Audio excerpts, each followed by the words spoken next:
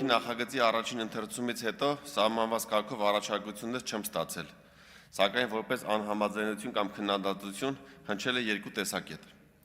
Առաջին տեսակետի հեղինակները պնդում են, որ առաջարկվող գումարները բարձր են եւ պետք է գնալ համաներման ճանապարհով, որպեսզի բանակից խուսափած քաղաքացիներն առանց ծառայելու եւ առանց որևէ վճարում կատարելու կարողանան վերադառնալ Հայաստան։ Երկրորդ տեսակետի հեղինակները տրամագծորեն հակառակ պնդումն են անում, ասելով, անթույլատրելի է որևէ գումարի դիմաց ազատել քրեական պատասխանատվությունից։ Սկսեմ առաջինից։ Իմ համոզմունքն այն է, որ համաներումն անընդունելի լուծում է եւ խորապես անարդար է պետության առաջ իրենց պարտքը կատարած զինծառայողների, ծառայության ընթացքում վիրավորվածների եւ հատկապես զոհված զինծառայողների ընտանիքների նկատմամբ։ Մենք սա արդեն անցել ենք։ 2021 թվականին ընդունվել է համաներման մասին օրենք։ Այդ պահին բանակից խուսափելու համար հետախուզվում էր 11106 քաղաքացի։ Համաներումից օգտվեց ընդամենը 1360-ը։ Այսինքն համաներումը չլուծեց խնդիրը, այլ ընդամենը պետությունը ժամանակավորապես փակեց աչքերը այս խնդրի վրա։ Ավելին,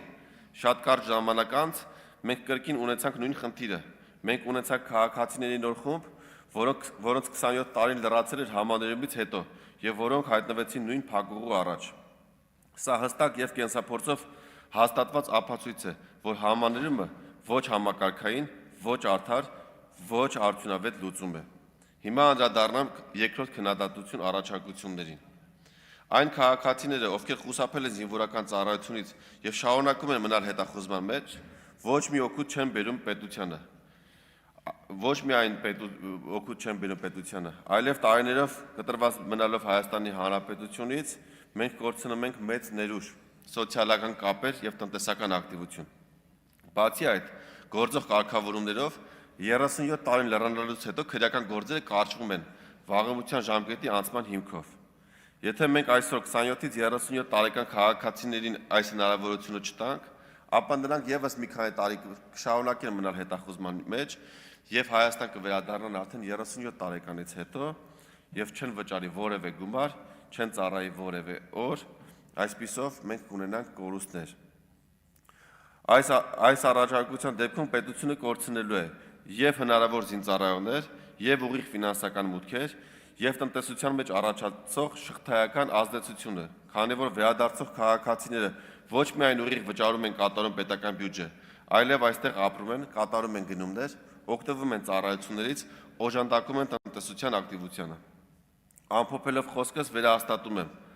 առաջարկած մոդելը ոչ համաներում է, ոչ էլ գումարի դիմաց հաց լուծել։ Սա ծառայության այլընտրանք է, որը մարդկանց հնարավորություն է տալիս վերադառնալ Հայաստան, ապահովում է ծառայություն եւ պետական մուտքեր։ Ու վերականգնում է արդարություն նվազագույն զգացումը ծառայածների նկատմամբ։ Հեշտ լուծումը համաներումն է, պետական լուծումը կանխատեսելի, արդար եւ պատասխանատվության վրա հիմնված օրենք է։ Ես ընտրում եմ երկրորդ ճանապարհը։ Խնդրում եմ 4-րդ անգամ եւս կողմ քվեարկել